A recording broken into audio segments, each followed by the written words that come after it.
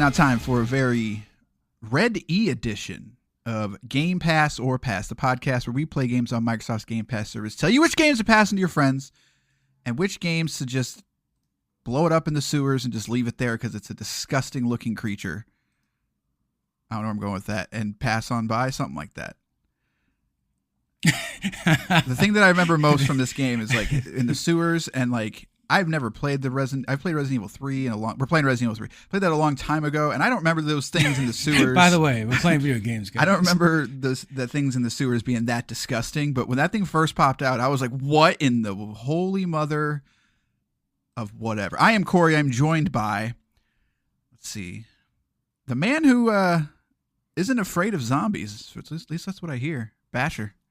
I'm very afraid of zombies. That is inaccurate. I don't know where you heard this information from. Like, no. Like, zombies are a terrifying thing. But are you afraid of them? Not the zombie themselves, but the virus. Because you just can't stop. You're the afraid virus. Of modern medicine. That's what you're telling me. See, I'm a very herbalistic type of guy. I mean, rub some herbs together. We some red and some blue, some green. What's the yellow do? I still don't know.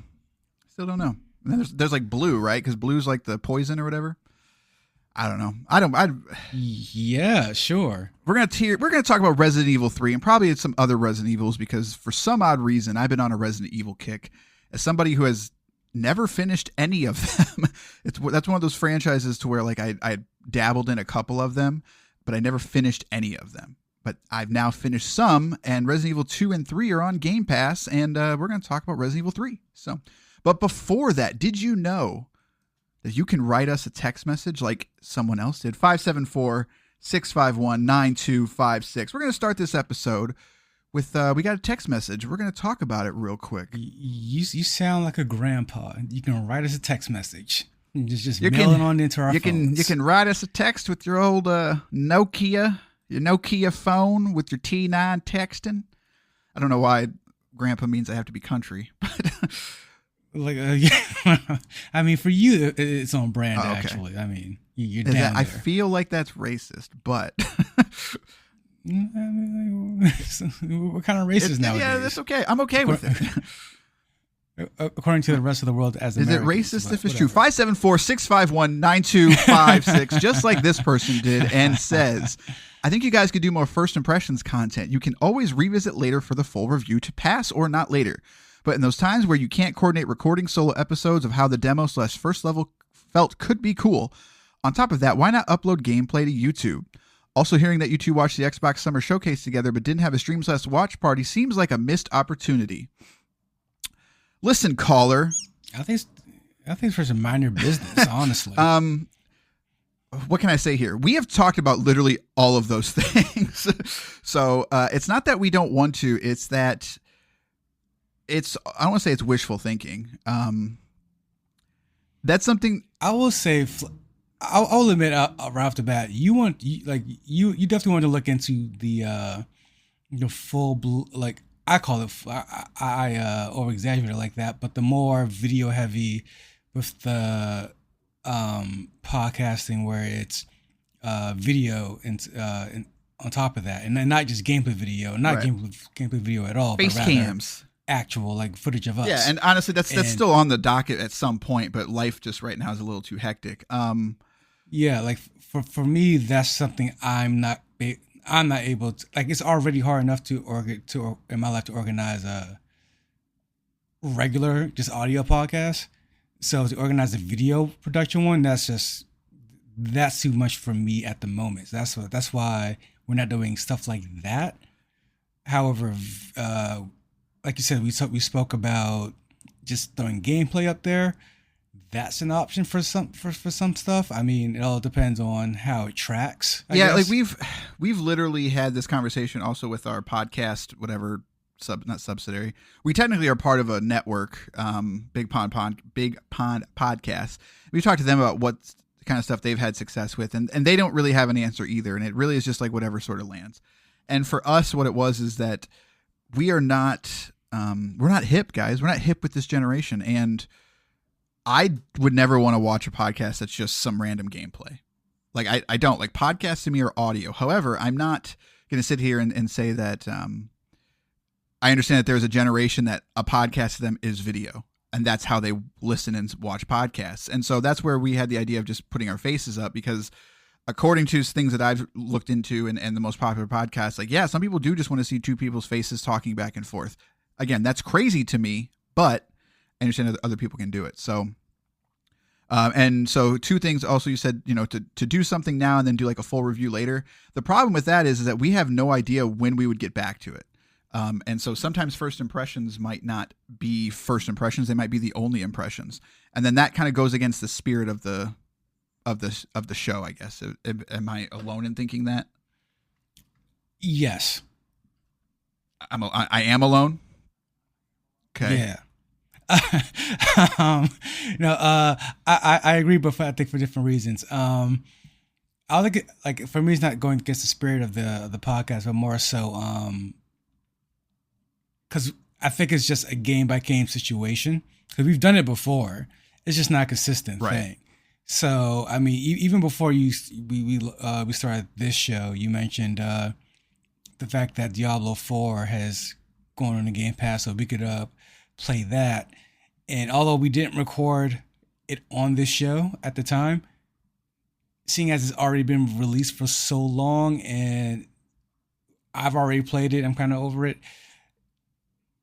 That's kind of up in the air. So, like, it all depends on what game we're doing. We did it with Sea of Thieves, so, like, if a game has a significant update, or it seems like if we really like the game or rather want to like the game, we will go back into it. Right. I really don't see it being a thing if we genuinely don't are mid on the game.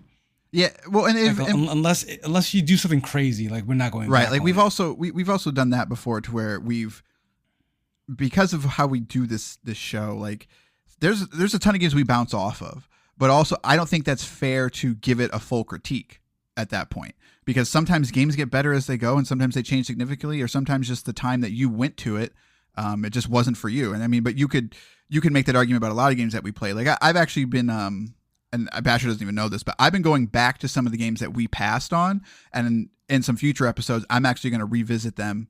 And when we have these dual episodes and say, like, you know what, like, I'm gonna go back and listen to the episode and see what our critiques were, and I'm gonna try to revisit them. Like, for instance, Gears Tactics is a game we passed on, but with the announcement of Gears E-Day, there's been a lot of people talking about Gears Tactics and how it's underrated and all these things. And I was like, I don't remember that game being that good. It's not underrated. I don't think that is at all. However, a lot of people are saying that, so I have been revisiting it. And you know what?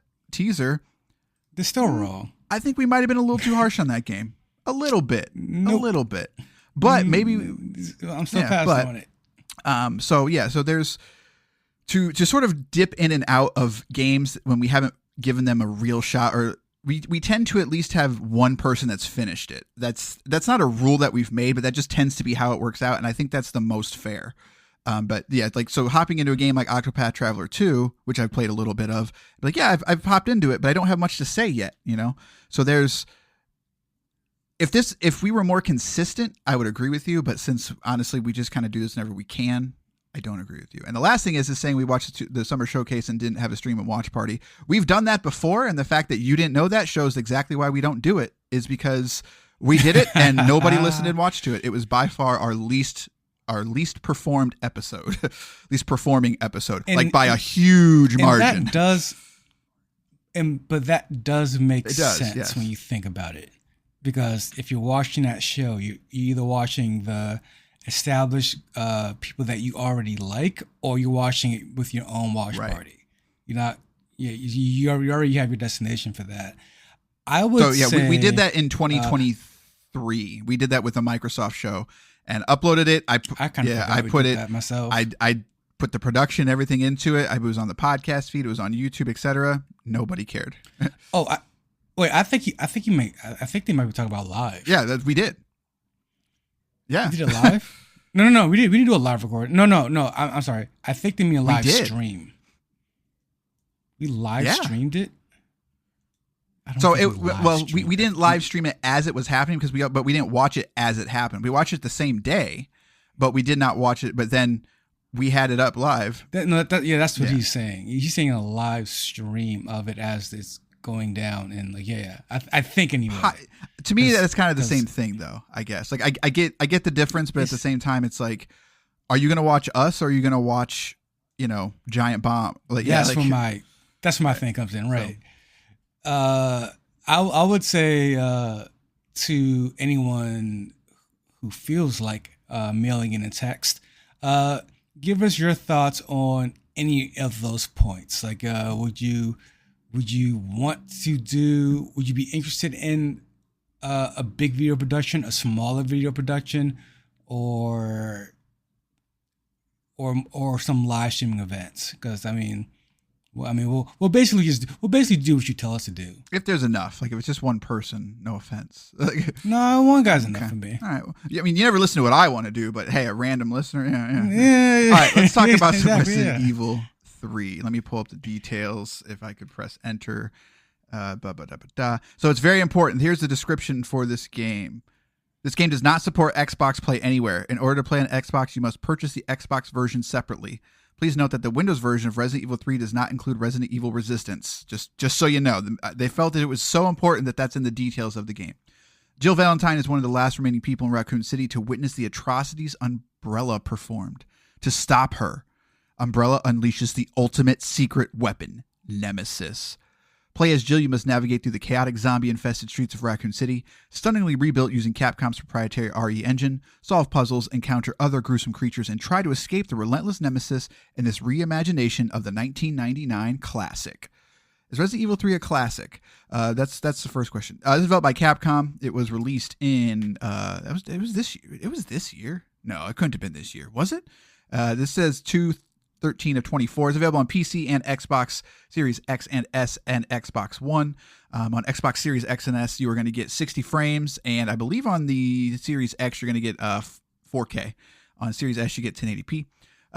Also, one of the few games that does support true Atmos sound, full Atmos sound, as well as DTS:X. So this is what's funny is it doesn't support Play Anywhere. However, if you have Xbox Live Game or Xbox Game Pass Ultimate, God, your name's Microsoft. You have both of them anyway, and it does support cloud saves. So you don't. That's where I'm confused. Like, I thought it was weird that they decided to make this such a point that like you don't get both, but you do get cloud saves. So I played this on PC. Where'd you play this at? PC. Okay, so yeah, can't comment on the Xbox version then. So, but all right. Let's see. We got how long to beat. We got 6 hours for the main story, 7 hours for mains and extra completionist, 20 hours, and all styles 7 hours. Resident Evil 3 Remake. Let's talk about it. So I mean, right off the bat, you asked, is this even a classic? I mean, I think it is. Resident Evil was on a tear when it's kind of first sort of. I mean, trilogy. I would say. What's like 5 of those games? Hexology? Like, or that's like 6. They had quite a few of these, just like really like that was cool back games. in the day when you could pump out a game a year, so they were able to just kind of satiate that market when that first one blew up. So absolutely, I mean, Resident Evil 2, I was a big fan of. Resident Evil 3, I was lesser of a fan of. I kind of remembered why playing this, because I think what I really liked about Resident Evil 3 Nemesis was the Nemesis. It was a very interesting. I came to Resident Evil late. I had played them on the PlayStation, but I was way too young to ever actually like get anything done in them, if that makes sense. It was a new style of game, and it was like that for a lot of people. But I guess that's what you're. I guess that's what I was getting at. It was like, I thought even Resident Evil 3 was the, even like the fans of the franchise were like, it's kind of the weakest one. It is, I think. I mean, well, again, weakest one of the first 3 for sure, because it kind of, like Resident Evil series kind of hits a wall for certain people because the lore is just so Kingdom Hearts at this point. That fans are like, there are certain games where it's like I'm a big Code Veronica fan, and that I don't think people So, like but that that game people too are coming much, so. back to that one now, I guess, and now they're saying like that one is better than people remember. Like we really are doing like the Kingdom I was Hearts. a big fan we're doing of that. What's It the really like the is. Star Wars thing now? Like now everyone's like, oh, the prequels are actually fine. It's like I've been telling you that since the hate you all. So, but no. So my take on this is I have played the third one, but I could not remember a single thing about it. So like I am kind of I won't say a lapsed fan by any means, but like most of these games or quote, the Resident Evil games are the new ones to me, like RE2 remake, RE3 remake, the remaster or the remake of the original on GameCube. Like that's where I first played it. And so I had played Resident Evil 4 on the GameCube, but I really I still haven't finished it, but the farthest that I've gotten is on the remake as well as the VR version. So, and oddly enough, the one game that I did finish was Resident Evil 5, but that's mainly because it was co-op. So That's great. That's great because I really fell into the Resident Evil games like hard. That first game really sold me. The follow up was just as good, and then, as we just said, Nemesis was considered a weaker end, but at the same time, like you said, it scratched that itch. So for me, this was kind of like actually, I don't think I played any of the remakes. interesting. No, I played one of the GameCube. I think I played one of the GameCube remakes. The first GameCube remake of the first Resident Evil, and then I played that Resident Evil Zero that took place on the train. But for the most part, I didn't play any of the remakes. And I gotta say, like coming back to it, I didn't get the nostalgia boost that I thought I was going to get, and I think it's just because I was too far removed from all of the lore, because Jill Valentine is still, I think, one of the better video game heroines in video game, and she does shine in the hours that you spend with her here. So she's still Jill Valentine. She's still cool. I actually don't remember. Like I don't know if this is a change, but I don't remember playing as Carlos. Yeah, I'm not. Too much. I can't speak to that one. I think you're right though. I don't think that was a thing in the original. I think that was also due to RE2 remake or Remake 2 or whatever they call it now. I'm gonna Google this while you're talking, but yeah. Because I don't remember having too much ties to Carlos and him as a character in this, partially because he was new and mostly because I'm still a big Joe fan. Like when they pulled the Metal Gear Solid 2 switcheroo halfway through, I'm like, I don't care too much about this character, and it doesn't help that the plot is essentially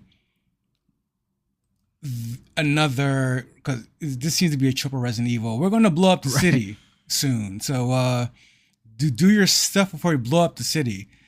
In this one, it's a matter of getting a certain vaccine for a virus, and you find out who really made Nemesis and why Nemesis is Nemesis, and you get that stuff before things really hit the fan. It doesn't lend itself to any of that for me anyway.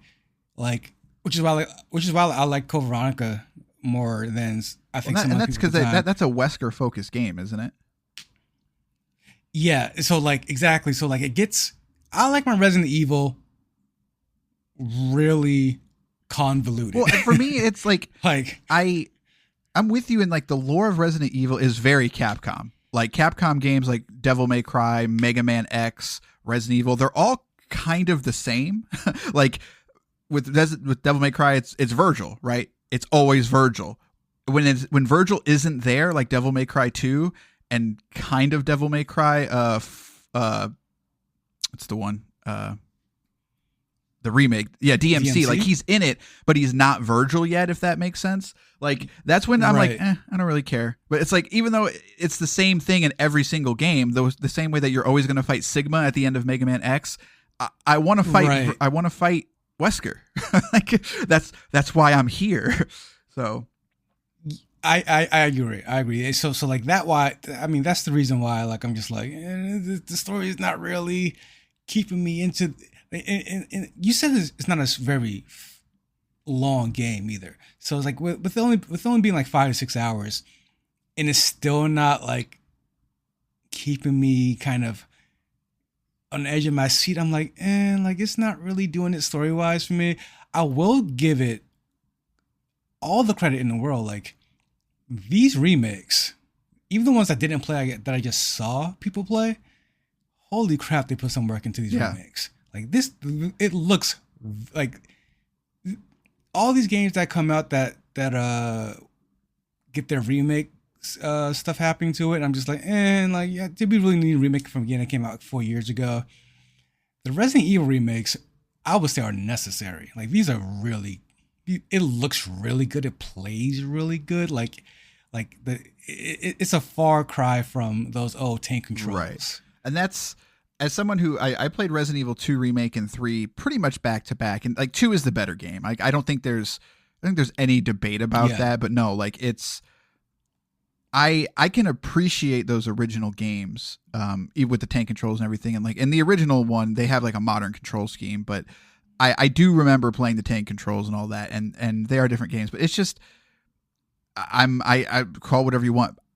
They're just more fun to play. Like they're just more fun to play and experience this way. And so while I still respect those original ones, it's nice to have them feel modern. So, but like you said too, especially on PC, like, I mean, I'm able to max this game out, and it's not. Like it really does. Like it's not a situation where like, oh, I can max the game out and it just looks okay. Like no, like it's well optimized. It's got full ray tracing. It's got 3D audio. Like it's an experience. And so that's, like with RE4, what's interesting is we're now, like, they've done 2 and 3, which are kind of the ones that probably needed it the most. But now we've even done Resident Evil 4, and it's like, wow, like it was bold for them to go back and remake that because it was almost too soon in many ways. But they're very good at modernizing what should be and not touching the stuff that people don't want them to touch. And that's kind of where I think the magic is with these. Speaking of that, were you able to pull up if he was in the original as a playable character? Okay, cool. I mean, this is the one I don't remember much because I just remember. Yeah, Nemesis. It says it was extremely short, which it wasn't super long in this game by any means, but it was about 45 minutes to an hour. So, okay. I mean, at the end of the day, I feel like when it comes to Resident Evil Nemesis, it's really like, I think my biggest issue was Nemesis was the draw. And when he's not kind of like chasing you around, I'm sorry, let me phrase that. When he is chasing you around, it's not maybe it's just because I'm older, like 20 years later, things change, obviously. But him chasing you around just didn't feel like the threat gameplay wise that it was back then. Like running away from Nemesis in the update feels more trivial. Right. It feels almost like it should be a cutscene, but it's not, simply because like they need to get some gameplay out of it. Like, and the way it starts is actually, pretty bombastic, to where like the first probably like half an hour to 45 minutes is mostly scripted, very easy push forward in many ways, but like it's the introduction to Nemesis that makes it so just like, dude, like this dude is coming after you, like, and it's no matter where you go, no matter what you do, he's coming out of walls, he's coming out of, wherever. And then when you finally kind of take control, it's like, all right, I'm just gonna kind of mosey around him here, like I'm gonna get around him. Right. Just you literally just like kind of like press the dodge button and you dip a shoulder and you go around him. He really kind of sucks. and the biggest issue like with it is the fact that with the update in the modern controls and being way more free with the controls and being able to do a lot more things, and it makes Nemesis, it reduces Nemesis's threat level, like I'm still afraid when he shows up, but it's just because I can't kill him. Like, and that's it. Like, it's not like, right. Yeah, exactly. It still gives you that tension, and I think that's where, and I'd be curious to know if people felt like this in the original too, of just Resident Evil 2 still had that tension when someone shows up, and I think the remake, I don't think the remake is gives you that same feeling of those original Capcom games or original PlayStation games were far more survival than the run and gun that these remakes are, and that's okay. But I think 2 had a better balance of that, whereas 3 just feels far more like an action game. Like it's just like you said, whenever you come up against Nemesis, it's just kind of like, all right, let me sidestep this guy, and like every once in a while he'll catch up to you and like punch you, like when you like just from behind, but it's like, oh, that sucks. Like, but I've got healing items, so I guess I'll just keep running. Like, and it's yeah, and I got enough of them and enough of bullets and enough of, or like I mean like one of the I think I ended off at that boss that you fight, just and it's such a video game at that point. It takes place outside. There's like a big tree in the middle of something or a statue, and you just run around the statue. Oh, the clock with tower, a grenade launcher. Yeah. That. And it's such a video game at that point. I'm just like, okay, this is. Yeah, he's like running on the walls, and then you gotta throw the grenade to stick to the wall, or it's a mine or something like that, and it blows him off the wall, and it becomes such a video game at some point. And I remember the earlier games, even some of the later ones, being way more just like you said, like a little way more atmospheric, way more story driven, way more just way more tension around every corner. Like you don't have 18,000 shots with your grenade launcher. Right. Like you just have a few pistol shots. Like, and you have to make it to the next typewriter. Like it was very Dark Souls-ish. You know, like if you die, it's back to your save point. You know, like you have to figure out what you want to shoot and when. Whereas now it's like the modern controls is so good that it has to be an action game. They feel, or instead of kind of just focusing more on the atmosphere stuff. I think it's the setting as well as it being a little bit more in the city, whereas it's like you do go to the sewers and stuff, and I do think that the sewers are by far like the most Resident Evil part of it. Like truly, like when those, I don't even know what they are, but like when those giant like blob things came out of the whatever, like the aqueduct things, like I was like, oh my God, like that was one of those moments I was like, I was truly uncomfortable. Like I was like, oh God, like what the heck is that thing? And I didn't want to fight it, you know? A lot of that's gone, but that's also because you don't have the police station. You don't have those confined spaces the way you do in 2, and 3 just doesn't have that ability. So it's hard to give you that push and pull, because like if you just didn't have enough ammo, then it just becomes kind of annoying. So yeah, it's that hard, right. You know, like there's a reason that Dead Space and Callisto Protocol and all those games give you confined spaces. It's because it's much easier to give you that tension, you know? So it's still good, but like you said, this is kind of where I don't want Resident Evil to go. Like this is like the far most action I ever want it to be. All the Resident Evil 4 is straight action. They figured that out. Like, is it though? I remember it being an action. It is. Like I'm actually playing through it right now, and it's still. Again, it's I think it's like you said, it's the setting and the atmosphere. Like being in a big city, being chased by Nemesis is a blockbuster. Right. You know, whereas Resident Evil 4 is still a thriller. Yeah, that's fair. Like this is Resident Evil 3 is a blockbuster, and I don't like when it goes blockbuster. like Resident Evil 5 and 6, I want to say those two are some of the worst. Like easily some of the worst games I've ever played. Like those are absolute trash, and it's just super blockbuster nonsense. So this was kind of the precursor to some of those, but at the same time, it has characters that I like. Well, at least one of my favorite characters in the series. That's why Jill. I like 5 though, is because it's a Wesker game, man. Like you're Chris, right. and I mean, like I'm actually. I want them to remake 5 because I don't hate the first half of 5 is actually really good in my opinion. What's odd about that game is the second half, it falls off a cliff. Like it's almost like they couldn't decide if it wanted to be an action game or a puzzle game. You know, like they still wanted to put puzzles in it like the original Resident Evils had, but they didn't know how to do that while also still moving forward with this action heavy. And it's also co-op. That was kind of the big thing with that one too, is it's 2-player co-op. So you always have this other person with you. And But I'd be interested to see how they fix that game, if that makes sense. Like if any of them need it, it's that one. Now I've never played 6. I actually bought it during a sale to play it as I'm playing through them. I'm actually pretty excited because I know people hate that game, but I know nothing about it. So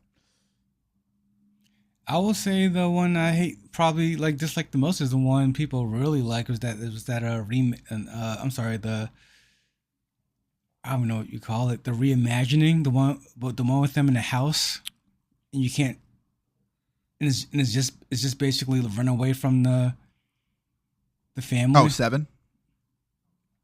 Is that 7? Yeah, I'm just like, nope. Yeah, I'm like, no, 7. This is not. Yeah. This is not my gift. This is not. I like the way Evil. 7 played in many ways, but yeah, for me it was. This might be public knowledge. I don't know. That just feels like it didn't start as a Resident Evil game. Now I know in. It didn't. Yeah, it can't. I know in 8 they sort of bring it back. Like I know the story of 7 and 8, and they are sort of contained, but like I know at the end of 7, like they sort of there's like a loose attempt to tie it all in a little bit, and then 8.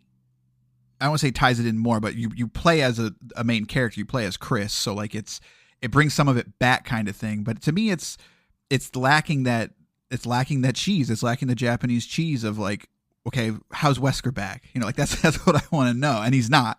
Like honestly, right, that's just not there. But it's I'm curious to see where they go with it though. But yeah. I'm absolutely down for more of the remakes. I mean, I think they're already made out. Honestly, I don't think there's any more. Supposedly they're going to go back and redo the original and 0, they're gonna Code Veronica and 0 are getting some type of remaster. Oh wait, Code Veronica, sure. And then the first one's been remade a bunch of times already. But like they're gonna it has never been put over the shoulder before. It's still that original GameCube. So supposedly they're going to remake that one, and I'm like, I don't know if that game's long enough to do that, but I mean, you can. Code Veronica I'd be interested in because from what I understand, that basically that was originally Resident Evil 3 from what I understand, but it just didn't. I don't remember how it happened or why it happened, but then it ended up not being Resident Evil 3, and then it became the spinoff and all that. But like, I've even played the first Resident Evil Revelations, and that's where I like, okay, like we didn't need this game kind of thing. So. It's an interesting series, but Resident Evil 3 in particular, I think it's good. Like, I don't think it's a revelation to say like, hey, Resident Evil is a good franchise, but as somebody who has not ever really dove into the series, having 2 and 3 on there, and I have the original. I don't think it's on Game Pass. I'm gonna look just to be sure, but it's not. So having 2 and 3 on there, like it's still really good, and I think you can hop in with 2. You should still play the original just for the Wesker storyline, so you know everything that happens. But it's a franchise that it knows what it is, and I'm a big fan of this engine that they have. And it's I kind of wish 3 did more. Like I kind of wish they would have built upon 3. Like they're not going to do it now, but that Dead Space remake that they did, where they were kind of teasing, like, well, we're gonna kind of take this in some new directions. I was hoping they were going to do that with Resident Evil, but at the same time, it's weird that they're remaking these games while also simultaneously continuing them at the same time. So like you get Resident Evil 7 and 8, but you also get remakes of 2 and 3. So it doesn't really give you the opportunity to build upon those games. Like you can't mess with the lore too much, the way like a Final Fantasy 7, you know. Remake and Rebirth, like they're definitely going directions with that. You can't really do that here, but I kind of wish they could because I think you could have some fun with it. Yeah, you're not wrong. Yeah, like a Resident Evil 1 remake, in they kind of streamline the story a bit. You're right. Like Final Fantasy 7 Rebirth, like I'm 100% down with that because a real official reboot at this point is sort of needed. No, it's absolutely needed because the lore of these games are all over the place. It doesn't make sense. No, yeah, and I'll be curious to see if they ever try to bring it back around. You know, if they try to bring in Wesker again or something like that. But to me, it's also like the Kingdom Hearts thing. It's like Kingdom Hearts 3 was the end of that sort of, you know, you bookended that ridiculous 10-game arc with the 3rd game, which. It's not the 3rd game, but it's called Kingdom Hearts 3, but it's literally like the 8th game in the franchise. Right. As a Kingdom Hearts fan, when that was over, I was just like, okay, good. I want to see what else we can do with these characters, and that's kind of where I'm at with Resident Evil. But at the same time, like I'm going against what I said of just like, but you can still bring them back. Like I still want to see Ansem in Kingdom Hearts 4, but I don't need to see his nobody and Organization 13, and like I don't need to see all this stuff. Like let's bring it back. You know, give me a Mega Man X9 with Sigma as the main boss. Like that's all I want. That's all I want, Capcom. So honestly, what I would like on like seeing how well they're doing these remakes with in Capcom, I would love for other companies to do similar remakes, like in terms of like because when Resident Evil popped off, everyone's made their clones, and some of them are actually pretty interesting or pretty good. I mean, like even like the less known ones, like a Clock Tower. Yeah. I don't know if you played that. I have actually. That's odd. Or even like even like a Fatal Frame. Like there were some really interesting games that could use a modern remake in terms of control and graphics that I think would really creep people out. Clock Tower would be a good one. Like that game's actually like I think so. I don't want to say it's underrated because it's not like this amazing game, but I think it's an interesting it's a very interesting game, and it kind of reminds me a little bit of Evil Within, of just like what it was trying to do. I'm not a huge fan of Evil Within. Yep. I think that it's just a little bit too far gone, but it's an interesting thing. But yeah, so Resident Evil 3, it's cool. It's definitely worth playing. If I had to, like, this goes against the spirit, but it's like you should play 2. Like if you really only have time for 1, play 2. But it's also not that long. You know, it's only 4 to 5 hours, 5-6 hours if you're kind of going through it. And there's other stuff you can do that they've added in the remake of like challenge modes and stuff. I'm not doing any of that stuff. I like these games, but I don't like them enough to do all that. But I'd say stick to the main line, and it's good. I'm curious if they're ever going to get 4 and 5 and 6 and stuff like that on the service. But at 1.7 was on Game Pass. It's not there now. But there's also talks about how like Sony had it in their agreement to where Resident Evil 8 can never come to Game Pass. Like they've had to sort of start fighting the exclusive third party is now being fought on these, like, well, you can never go to the Game Pass or vice versa. You can never go to PlayStation Plus or vice versa kind of thing. So, but that'd be cool. You know, it's similar to like the Yakuza franchise. It's like, put the whole franchise on there. Like, let's, give people the opportunity to play it. So, but yeah, so I take it you agree. You would say people should play Resident Evil 3? Absolutely. I think, and to your point, play the other remakes as well. I mean, this is one of those situations where I don't think we need to go back and record each and every remake.